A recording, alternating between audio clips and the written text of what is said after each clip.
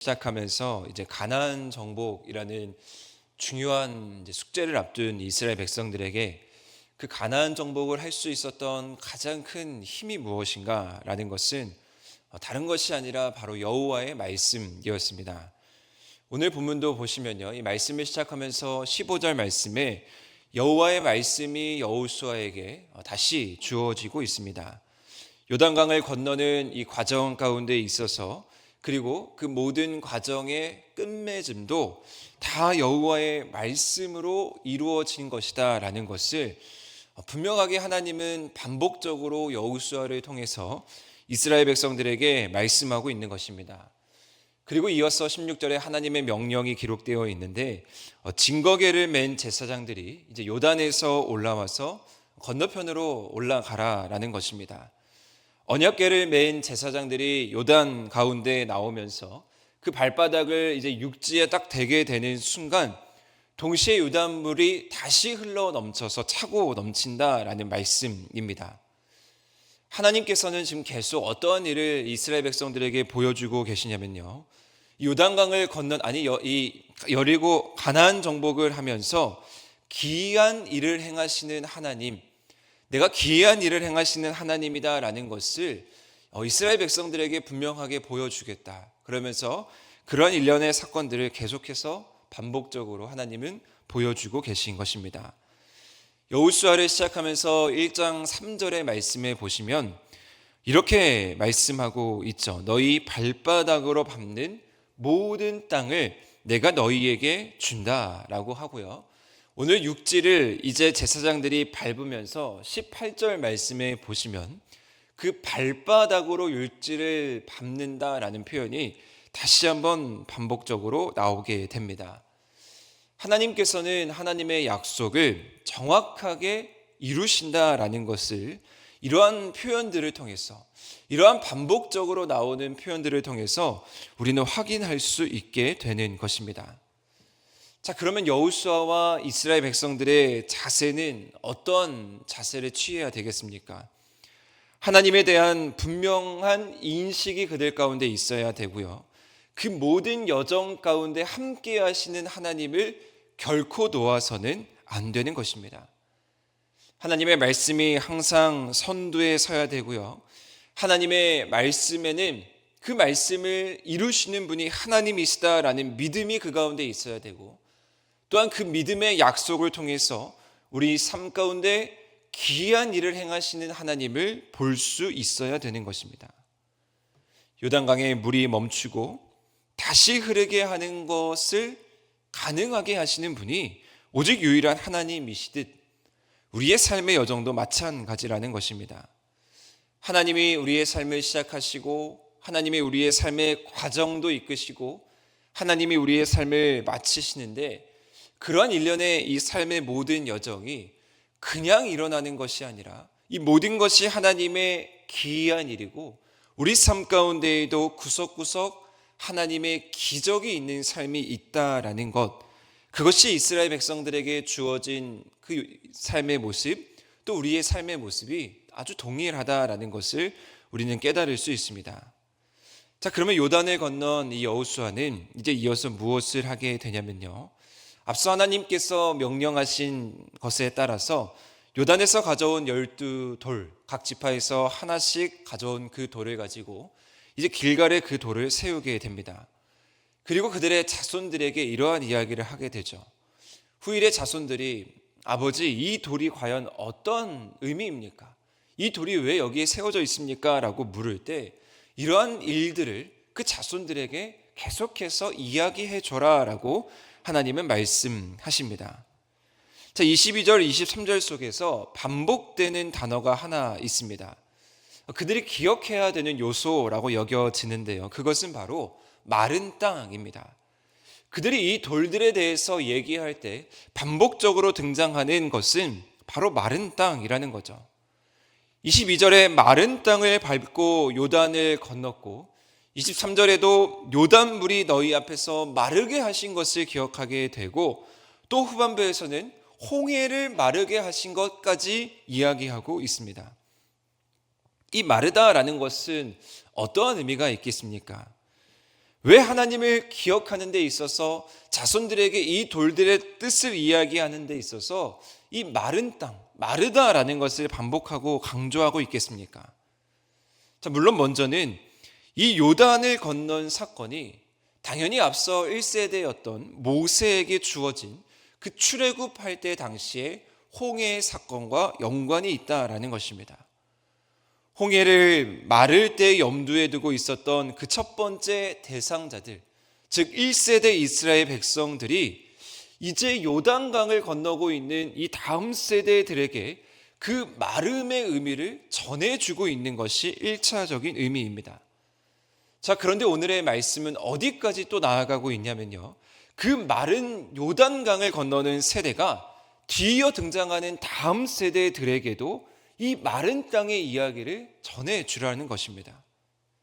자, 어떤 의미냐면 이 마른 땅의 기적은 모세에게, 여호수아에게만 주어지는 것이 아니라 그 3세대, 4세대, 5세대 계속해서 이어지는 후손들에게 동일하게 이 마른 땅의 기적이 있다라는 것입니다. 그리고 그 약속은요, 오늘 우리가 이 여호수아서를 읽고 있는 오늘 우리에게도 동일하게 주어진다라는 것이죠. 우리가 오늘 홍해를 건너는 일이 없어도, 우리가 오늘 요단강을 건너는 일이 없어도 그 놀랍고 기이한 일이 이 돌들을 보면서 다음 세대에게 전해지듯 오늘 우리에게, 또 우리의 자녀들에게, 우리의 손주들에게 동일하게 이어진다라는 것입니다. 하나님께서는 창세기 말씀을 시작할 때 아브라함을 부르시면서 했던 약속이 무엇입니까? 그때부터 하나님께서 주셨던 가장 중요한 약속은 자손의 축복입니다. 자손이 끊이지 않고 자손이 축복받는 것이 바로 하나님께서 아브라함, 하나님께서 택하신 인간을 부르신 목적입니다. 그래서 아브라함의 하나님, 이삭의 하나님, 야곱의 하나님이 되는 것이고, 모세의 하나님이 되는 것이고, 여호수아의 하나님이 되시는 것입니다. 사랑하는 성도 여러분, 이 놀라운 축복의 약속이 오늘 우리에게 있다라는 것을 분명하게 기억하시고, 우리에게 주어지는 마른 땅, 오늘 내가 바라보는 마른 땅이 무엇인지를 깊이 묵상하며 나아가는 이 새벽 시간 되시기를 바랍니다. 그리고 한 가지 더, 이 강이 말랐다, 홍해가 말랐다라는 것은 이 마르게 하신 주체가 누구인가를 우리는 깊이 주목할 수밖에 없습니다. 23절 말씀에 보시면 너희의 하나님 여호와께서라는 단어가 반복적으로 등장하고 있습니다. 너무나 우리는 익숙하지만요, 이 마르게 한 주체는 바로 하나님입니다. 자, 그런데 오늘 말씀을 깊이 보십시오. 그냥 하나님이 아닙니다. 너희의 하나님 여호와입니다. 홍해를 건널 때도 너희의 하나님 여호와였고요, 요단강을 건널 때도 너희의 하나님 여호와였습니다. 세대가 변하여도 동일하게 하나님은 너희의 하나님입니다. 아버지의 하나님이 아니라, 할아버지의 하나님이 아니라 너희의 하나님 여호와이라는 것이죠. 자, 이것이 바로 하나님의 대표적인 속성입니다. 너희의 하나님 여호와는 그렇기 때문에 오늘 우리의 하나님 여호와가 되는 것입니다. 그렇기 때문에 우리는 오늘 이 너희의 하나님 여호와를 붙들고 오늘 우리에게 주어지는 마른 땅을 건널 수 있다라는 것이죠. 기이한 일을 행하시는 하나님을 오늘 우리가 경험할 수 있는 것입니다. 홍해 앞에서 그 홍해를 마르게 하는 기적, 요단강 앞에서 요단강을 마르게 하는 기적이 오늘 우리 안에 일어나기를 소망합니다. 이것은 순리적인 일, 평범한 일이 아닙니다. 말 그대로 이것은 기적이고요, 말 그대로 이것은 하나님만이 하실 수 있는 일입니다.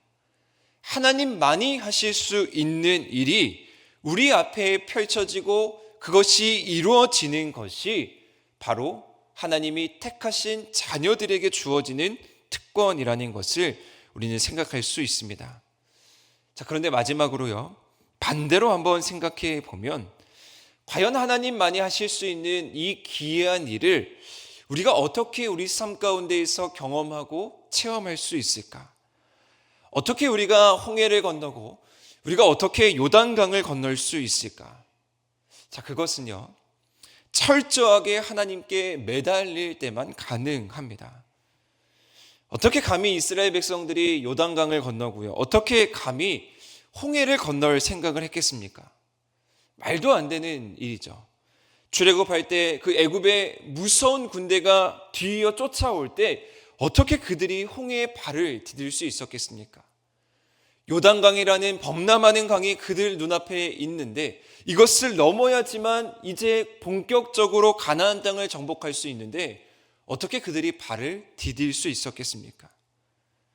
자, 그것은 의심하지 않는 말씀이 그들 가운데 있었고, 그들이 이 발을 디딜 때, 정말 순종할 때 그 기적이 나타난다라는 믿음이 그 가운데 있었기 때문에 가능했습니다.